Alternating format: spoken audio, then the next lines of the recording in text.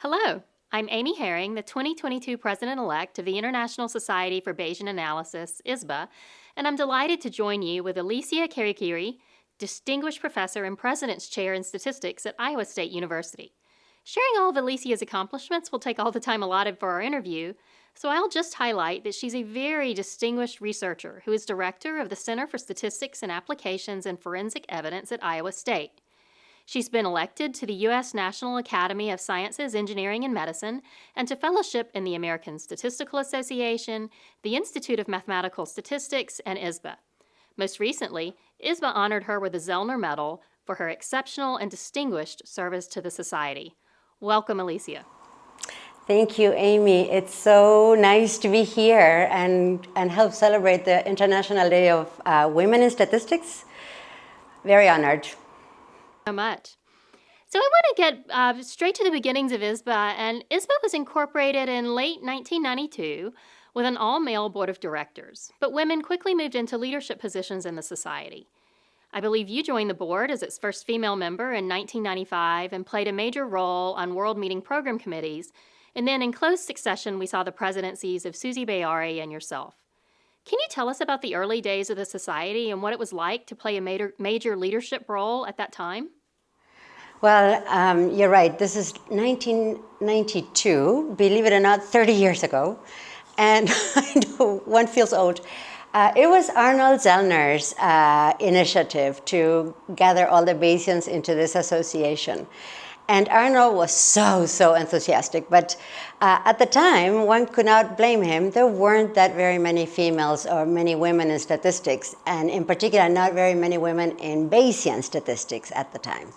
And so yes, the initial board was all male. In fact, not too long ago, the initial set of fellows was all male, but we've changed that. And it was exciting to be part of a new society that was just getting started.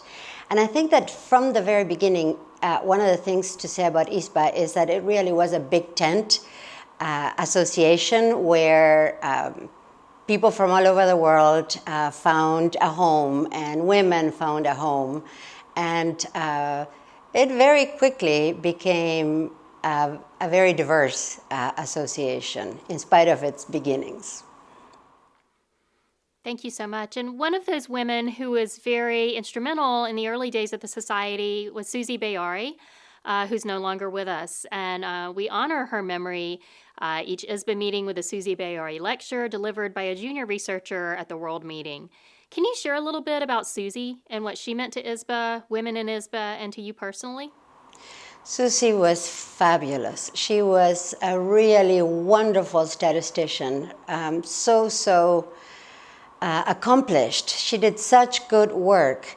And the nice thing about Susie is that she was also a mentor to women like myself that were getting started. She was a few years older than me, but not that many more years older. And but she was very welcoming. She was really a role model for those of us that were coming behind her. And for me personally, she was a friend. She was an inspiration. I miss her a whole lot. Yeah, in many ways, she was really the heart of our society, and we felt her loss. Alicia, you've previously shared with me how ISBA was important in providing a venue to Bayesians in Latin America. So can you tell us a little about Pilar Iglesias and the role that she played? Yes, Pilar Iglesias was one of the trailblazers in Latin America. She was the leader of the Bayesian group that was created in the Pontifical Catholic University in Chile. But Pilar was, she was tireless. It seemed her days had 57 hours. I don't know how she managed to do everything she managed to do. But she was truly committed to the students, to mentoring young people, to developing a strong Bayesian program in Latin America. And some of the colleagues that with whom we interact today, like for example, Rosângela Losky from Brazil. Rosângela spent a lot of time with Pilar, and I think Pilar was one of her mentors. There's another group that was created in Latin America that was also, in a sense, encouraged by ISBA, and that was the group that Luis Raúl Perichi in Simón Bolívar University created, and Raquel Prado, one of the former ISBA presidents, the current Zellner Medal, she is a product of that group in Latin America. Oh, great. You know, mentioning Chile makes me think about the BNP meeting that's coming up in Chile this fall. And one thing I've noticed going to the BNP meetings through the years is how they have become more diverse, you know. And when I went to early meetings, I remember sitting in the room and counting women in the rows, you know, and being excited if it were 20% or more. And then most recently, I was in a meeting in Cyprus, one of the BNP networking meetings, and it almost seemed like half and half men and women. And it was so exciting to see. And I'd love to know what you think about the future of the profession and the future of Bayesian statistics, you know, particularly with women in mind. Oh, the future of our profession. I think the future of our profession is really bright, to be honest with you. It's the threat of data science is an opportunity as far as I'm concerned, and the type of work that Bayesians do, where we have very flexible modeling approaches, and we've been doing computing on a large scale for a long time, I think it's perfectly well suited for the new types of data that people are collecting, and with non-standard formats and so on. Women have been entering our profession in big numbers, perhaps because in statistics we do a lot of science, hard science, but we also do a little bit of art, and so it's kind of a nice, creative, I think, science, the one that we're working in. And so I don't see that the influx of women is going to subside anytime soon, and I hope it won't.